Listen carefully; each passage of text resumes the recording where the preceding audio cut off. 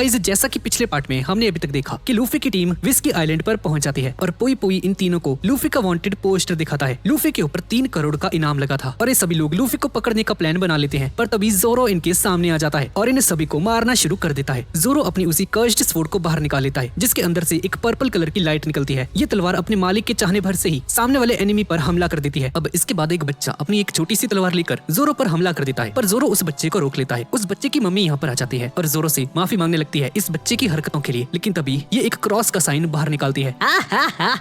Merciful Lord, blinding powder. इस cross के अंदर से अंधा करने वाला एक पाउडर बाहर निकलता है। ये चीप ट्रिक्स सिर्फ नाजुक दिल वालों पर काम करेगी, मेरे जैसे पत्थर दिल पर नहीं। और जोरो उस मदर और उसके बेटे को मार देता है और तभी कुछ और लोग जोरो पर हमला करने के लिए आगे बढ़ते हैं, पर जिस सीढ़ी से ये लोग चढ़ रहे थे ऊपर जोरो पर हमला करने के लिए, जोरो उस सीढ़ी को ही हिलाने लगता है और ये बंदा बेचारा रो ही गया था। मेरी मदद करो प्लीज। जोरो उस सीढ़ी को गिरा देता है और तभी यही बॉडी बिल्डर दीदी यहाँ पर आ जाती है और इस बंदे का नाम है या बंदे का नाम है मिस मंडे। और मिस मंडे जोरो का गला पकड़ लेती है, जोरो को उठाकर जमीन पर पटक देती है और उसके मुंह पर एक जोरदार पंच मारती है, जिसका इम्पैक्ट इतना ज्यादा था कि पूरा फ्लोर ही टूट जाता है। लेकिन तभी जोरो उठकर खड़ा हो जाता है। हाँ, क्या दिक्कत है तुम्हें मर्दाना औरत? हाँ। और मिस मंडे को बेहोश कर नीचे गिरा देता है। जोरो के सर पर चोट लग जाती है और तभी पोई पोई भी यहाँ पर आ जाता है और इसे लगता है कि नेवी से गलती हो चुकी है। वो वांटेड वाला पोस्टर लूफी के लिए नहीं बल्कि जोरो के लिए होगा, क्योंकि जोरो हद से ज्यादा खतरनाक है। मिस्टर 9 बोलता है, शायद तुम्हें ये बात पता होगी, बारक वर्क्स में जितने भी ताकतवर लोग होते हैं उन्हें एक नंबर दिया जाता है और जिसका नंबर जितना ज्यादा छोटा होता है वो उतना ही ज्यादा खतरनाक। और एंड में बॉस आता है जिसका लेवल 0 है और इस पोई पोई का नंबर 8 है। मिस वेनेसडे कारो नाम के एक किसी क्रीचर को बुलाने लगती है जो कि एक डक है। मिस वेनेसडे इसके ऊपर बैठती है और इसे ऑर्डर देती है, जल्दी उस आदमी के पास चलो। पर डक यहीं पर बैठ जाती है। तुझे बैठने को किसने कहा? हाँ, तभी मिस्टर 9 जोरो पर हमला करने लगता है, लेकिन जोरो इसे बिल्डिंग से नीचे फेंक देता है। मिस वेनेसडे अपने ऊपर एक परफ्यूम छिड़कती है और जोरो को सिड्यूस करने की कोशिश करती है। जोरो पर यह हमला काम करने लगता है। कारो के ऊपर चढ़कर जोरो पर एक और अटैक यूज करने लगती है, लेकिन तभी कारो यहाँ से नीचे गिर जाता है। तभी जोरो के ऊपर मिस्टर 8 हमला कर देता है। मिस्टर 9 आता है और जोरो के हाथों को पकड़ लेता है। मिस वेनेसडे लूफी को लेकर यहाँ पर आ जाती है और लूफी घोड़े बेचकर सो रहा होता है। इसे कोई मतलब नहीं है भाई। अगर तुमने कोई भी चालाकी करने की कोशिश की तो मैं तुम्हारे दोस्त को मार डालूंगी। मिस्टर 8 जोरो पर हमला करता है, लेकिन तभी जोरो उस चेन को खींचता है और मिस्टर 9 को हवा में उड़ा देता है, जिसकी वजह से पोई पोई की सारी बुलेट्स मिस्टर 9 को जाकर लग जाती हैं। ये देखकर सभी लोग यहाँ से डरकर भागने लगते हैं और तभी 2 जानवर इनके सामने आ जाते हैं, जिन्हें ये सभी लोग द अनलकीज कहते हैं। तभी एक जोरदार धमाका होता है। एक लड़का और एक लड़की यहाँ पर आ जाते हैं, जिसमें से इस लड़के का नाम था मिस्टर 5 और इस लड़की का मिस वैलेंटाइन। पोई पोई इनसे मदद मांगता है क्योंकि ये दोनों भी बारक वर्क्स के लिए काम करते हैं, लेकिन ये लोग इसकी हेल्प करने से साफ मना कर देते हैं, क्योंकि इन्हें पता चल चुका था कि मिस वेनेसडे कोई आम लड़की नहीं है, अलाबास्ता किंगडम की राजकुमारी है और इसका रियल नेम मिस वीवी है। नामी भी ये सारी बातें सुन रही होती है। पोई पोई उठता है और मिस्टर 5 और मिस वैलेंटाइन पर हमला कर देता है, पर इस हमले से इन्हें कुछ भी फर्क नहीं पड़ता है। तभी मिस्टर 5 अपना अटैक यूज करता है, जिसकी वजह से पोई पोई बुरी तरह से घायल हो जाता है।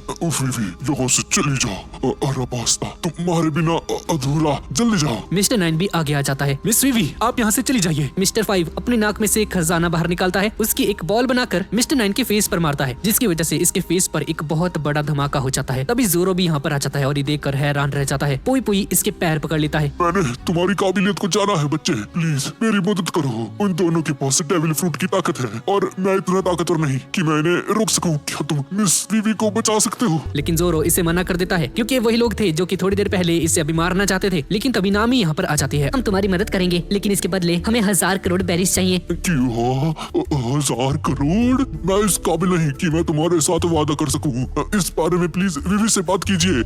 यार चलो ठीक है, ऐसी बात है तो हम उसे बचाते हैं। जोरो, प्रिंसेस वीवी को बचा लो। तेरी हिम्मत कैसे हुई? हाँ, ये मुसीबत तुमने ली है, जाओ और उसे खुद बचाओ। सारे पैसे खुद रख लेती हो, हाँ, और मुसीबत हम झेलें। तभी लूफी भी उठ जाता है और हल्का होने के लिए यहाँ से चला जाता है। भाई इतना फूल क्यों रखा है? ये क्या हो रखा है इसको? कितना ठूस लिया भाई इसने। नामी जोरो को याद दिलाती है, लगता है तुम भूल चुके हो, ये तलवारें मैंने ही तुम्हें दिलवाई हैं। मैंने तुम्हें 1 लाख बेरीज उधार पर दी थी, भूल गए लॉकडाउन में? पर मैंने तुम्हें तुम्हारे पैसे वापस लौटा दिए थे। लेकिन तुमने मुझसे वादा भी किया था कि तुम 300% के ब्याज के हिसाब से मुझे पैसे वापस करोगे। अब इसके बाद हम एक फ्लैशबैक को देखते हैं जहाँ पर ये कॉन्ट्रैक्ट हुआ था इन दोनों में। तो अगर उस हिसाब से देखा जाए तो 2 लाख बेरीज बची हुई हैं। मुझे तुमसे ये उम्मीद नहीं थी जोरो, तुम अपने एक वादे तक को पूरा नहीं कर सकते। हाँ, जोरो को ये बात उसके दिल पर लग जाती है और तैयार हो जाता है प्रिंसेस वीवी को बचाने के लिए। इस तरफ वीवी कारो के साथ यहाँ से भाग रही होती है और लूफी हल्का होने के बाद जब वापस जाता है तो उसकी नजर बाकी सभी लोगों पर पड़ती है। गाँव के सभी लोग घायल पड़े थे और आधे तो मरने की हालत में थे। ये देखकर लूफी हैरान रह जाता है और इस तरफ प्रिंसेस वीवी के सामने मिस मंडे आ जाती है और इसे बचाने के लिए यहाँ से भागने के लिए कहती है, आप यहाँ से चली जाइए, मैंने देखती हूँ वहाँ पर कुछ शिप्स पड़ी हैं, तब तक मैं इन्हें रोकती हूँ। और तभी मिस्टर 5 और मिस वैलेंटाइन भी यहाँ पर आ जाते हैं इनके सामने और बॉडी बिल्डर दीदी तैयार होती है इनके साथ लड़ने के लिए, लेकिन मिस्टर 5 इसे आसानी से हरा देता है और मिस मंडे के ऊपर एक जोरदार ब्लास्ट करता है। मिस वैलेंटाइन अपने डेविल फ्रूट की ताकत का यूज करती है। इसकी ताकत ताकत ये है कि अपने वेट को कंट्रोल कर सकती है। 5 किलो, 10 किलो, यहाँ तक कि अपने वेट को 1000 किलो तक भी लेकर जा सकती है। और जैसे जैसे नीचे आ रही थी अपना वेट बढ़ाती जाती है और मिस मंडे के ऊपर 1000 किलो का वार करती है, जिसकी वजह से मिस मंडे की यहीं पर मौत हो जाती है। मिस्टर 5 दोबारा से नाक में उंगली करता है और वीवी पर हमला कर देता है और उसी खजाने का यूज करके एक गोली बनाकर प्रिंसेस वीवी पर हमला कर देता है। लेकिन तभी जोरो यहाँ पर आकर उसके उस माल के 2 टुकड़े कर देता है। जोरो को भी ये बहुत ज्यादा अजीब लग रहा था। मिस्टर 9 के पास डेविल फ्रूट की ताकत है, ये अपनी बॉडी के किसी भी वेस्ट प्रोडक्ट से ब्लास्ट करवा सकता है। प्रिंसेस वीवी मिस्टर 5 पर हमला करने के लिए आगे बढ़ती है, लेकिन तभी जोरो इसके गले पर तलवार रख के इसे यहीं पर रोक लेता है। ज्यादा उछलो मत, मैं तुम्हारी मदद करने यहाँ पर आया हूँ। और इस तरफ पोई पोई नामी को बारोक वर्क्स के बारे में बताता है। दरअसल बारोक वर्क्स क्रिमिनल्स का एक ग्रुप है जहाँ पर हर तरह के बुरे काम, चाहे वो किडनैपिंग हो, मर्डर हो, असैसिनेशन हो, बाउंटी हंटिंग हो या फिर कुछ भी, यहाँ पर हर बुरे काम किए जाते हैं और ये सब कुछ उनके बॉस की कमांड पर किया जाता है।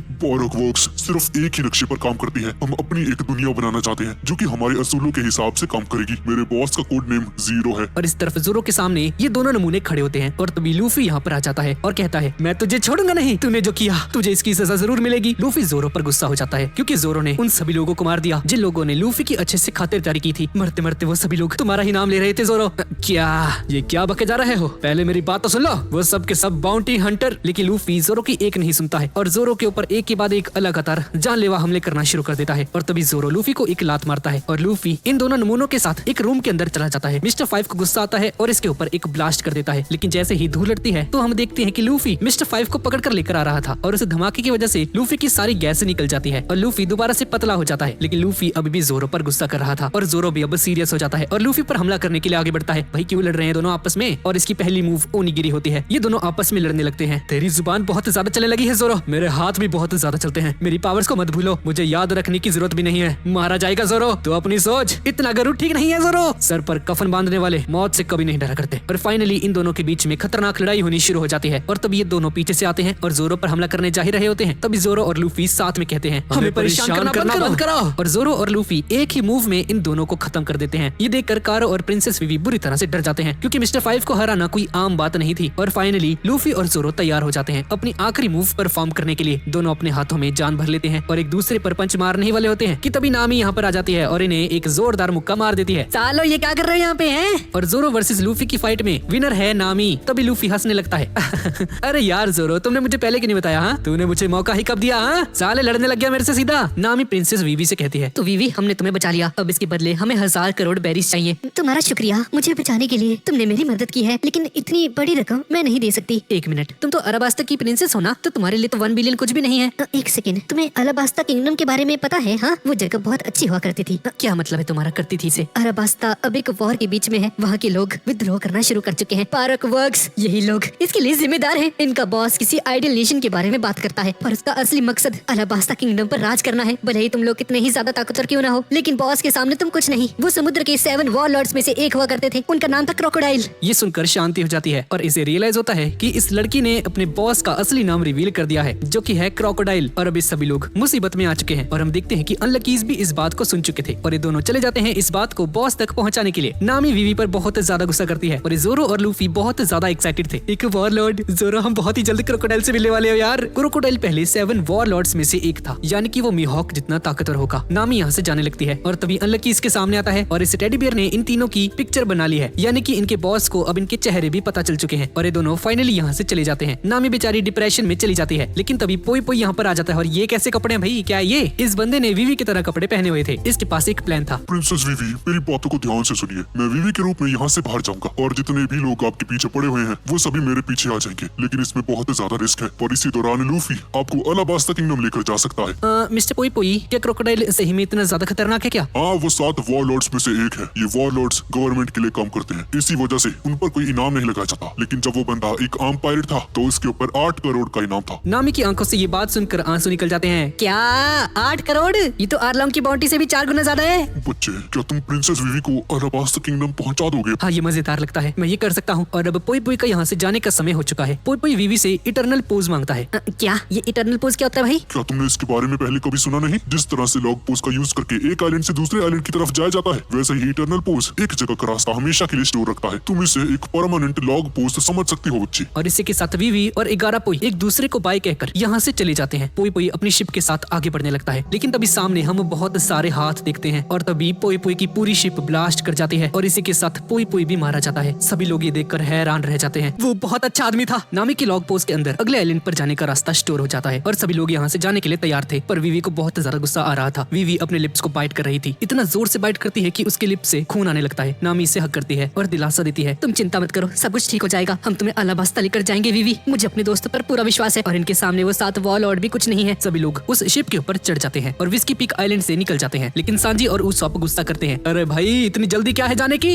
एक रात और रुकते हैं यहाँ पर, कितना बढ़िया टाउन है ये, और यहाँ की लड़कियां भी कितनी क्यूट हैं। और नामी इन्हें अपने तरीके से समझा देती है और ये सभी लोग विस्की पीक आइलैंड से निकल जाते हैं। नामी और लूफी सामने की तरफ देख रहे थे और तभी इन्हें एक लड़की की आवाज सुनाई देती है। हमें ध्यान रखना होगा वरना वो शिप किसी पत्थर से टकरा जाएगी। और जैसे ही ये लोग पीछे मुड़ते हैं तो एक अनजान लड़की इनकी शिप के ऊपर बैठी होती है। उसे देखकर वीवी गुस्से में कहती है, तूने ही ईगराम को मारा है ना? हे तू है कौन और हमारी शिप के ऊपर क्या कर रही है? हाँ? इस लड़की का नाम मिस ऑल संडे होता है और ये इकलौती थी जिससे पता था कि इनका बॉस कौन है, यानी कि क्रोकोडाइल कैसा दिखता है और कहाँ पर रहता है। उसॉप, नामी और सांजी सभी लोग तैयार थे इस पर हमला करने के लिए, लेकिन किसी को भी बिना हाथ लगाए सभी को उड़ा देती है। इसके पास भी डेविल फ्रूट की ताकत होती है। ये लड़की लूफी की टोपी पकड़ लेती है जिसकी वजह से लूफी को बहुत ज्यादा गुस्सा आ जाता है। अरे ओ मेरी टोपी दे वापस। तुम लोग प्रिंसेस वीवी को अपने साथ लेकर जा रहे हो? हाँ, इसके पीछे पूरा बारक वर्क्स पड़ा हुआ है और उससे भी बुरी बात है कि तुम्हारा लॉग पोस्ट लिटिल गार्डन की तरफ इशारा कर रहा है। वो वीवी को अलाबास्ता का इटर्नल पोज पकड़ा देती है। इसका यूज करके तुम लिटिल गार्डन को स्किप कर सकते हो, तुम्हें वहाँ पर जाना नहीं पड़ेगा और डायरेक्ट अलाबास्ता जा सकते हो। लेकिन लूफी सामने आता है, मैं ये चीज तो जैसी से नहीं ले सकता, और ऐसा बोलकर लूफी इटर्नल पोज को तोड़ देता है। वो अलग बात है कि ये नामी लूफी को ही तोड़ देती है उसके बाद। अगर किस्मत में लिखा हुआ तो दोबारा फिर से मुलाकात होगी। और इस शिप से कूद जाती है अपने एक टर्टल के ऊपर जो कि बहुत ज्यादा बड़ा था और अब इनके पास कोई और ऑप्शन नहीं बचता है। प्रिंसेस वीवी को अलाबास्ता पहुंचाने के लिए सभी लोग निकल चुके हैं लिटिल गार्डन की तरफ। शिप में सांजी एक बकेट लेकर आता है और सबसे पूछता है, इसमें पड़े हुए कीड़े को किसने खाया है, बिल्कुल सच बताना। और लूफी एक बचे हुए कीड़े को खा रहा होता है। हाँ, कितना स्वादिष्ट था ये,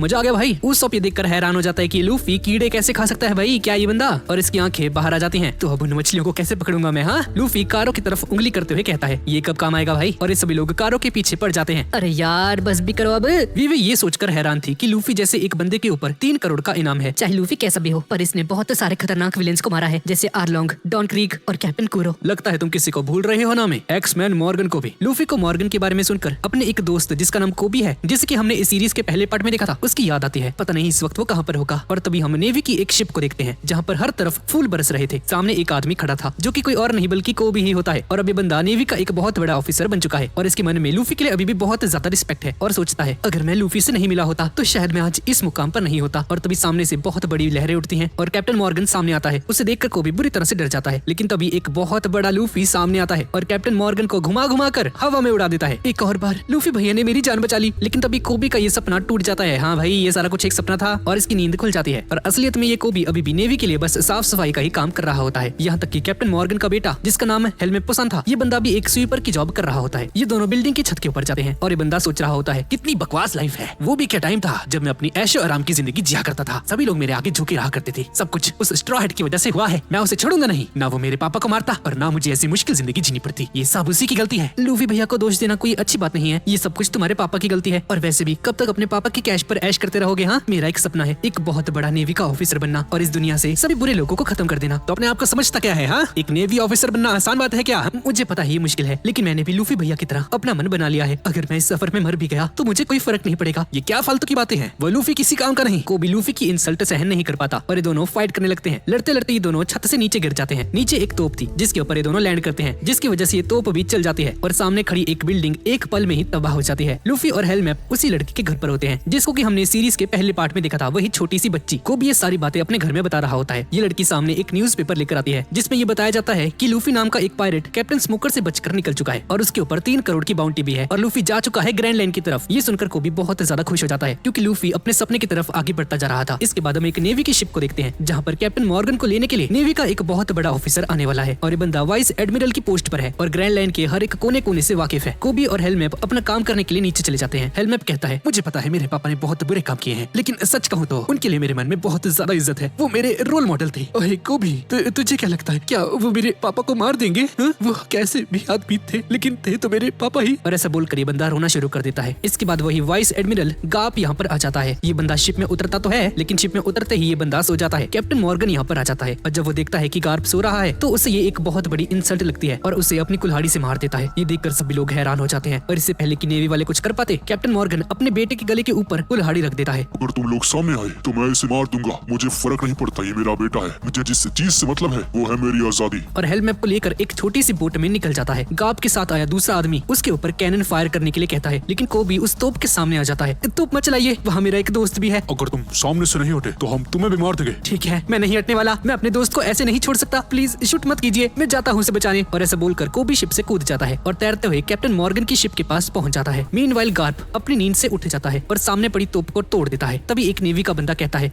गार्प सर, अब ठीक है, मुझे तो लगा था कि आप मर गए। गार्प अभी भी नींद में होता है और कहता है, मर गया? कौन मर गया? जब मैं सो गया तो किसी पर हमला हुआ था क्या? अपना सर थोड़ा सा नीचे करता है और देखता है कि उसे चोट लगी हुई है। अच्छा, मेरी बात कर रहे थे क्या? हाँ, सभी लोग यही सोच रहे होते हैं कि इसे दर्द नहीं होता क्या बंदे को। इस तरफ कैप्टन मॉर्गन कोबी को मारने के लिए आगे बढ़ता है और गार्प ये सब कुछ डोनट खाते हुए देख रहा था। कैप्टन मॉर्गन कहता है, इतने कमजोर हो तुम लोग मेरा कुछ नहीं बिगाड़ सकते। और इन दोनों को मारने के बजाय समुद्र के अंदर फेंक देता है। तुम लोगों को मारना मेरे लिए इंसल्ट की बात है। और यहाँ से जाने लगता है बोट लेकर। हेलमॉप कहता है, आज मैं आपको जाने देता हूँ, लेकिन जिस दिन मैं आपसे ज्यादा ताकतवर हो जाऊंगा तो मैं आपको पकड़ने के लिए जरूर आऊंगा। पिताजी। मॉर्गन इसकी बातों पर रिएक्ट नहीं करता और यहाँ से चला जाता है और ये दोनों दोबारा से नेवी की शिप के ऊपर आ जाते हैं। ये दोनों गार्प से माफी मांगते हैं क्योंकि कहीं ना कहीं कैप्टन मॉर्गन इन्हीं की वजह से भाग पाया यहाँ से। गार्प कहता है, हाँ, तुम लोगों ने गलती तो की है, पर मैं तुम्हारी बहादुरी देख कर खुश हुआ बच्चों। तुम दोनों को यहाँ नहीं, नेवी के हेडक्वार्टर्स में होना चाहिए। हमें तुम्हारे ही जैसे बहादुर लोगों की जरूरत है। और गार्प इन दोनों को लेकर यहाँ से चला जाता है ग्रैंड लाइन की तरफ, क्योंकि नेवी का हेडक्वार्टर ग्रैंड लाइन में ही बसा हुआ है।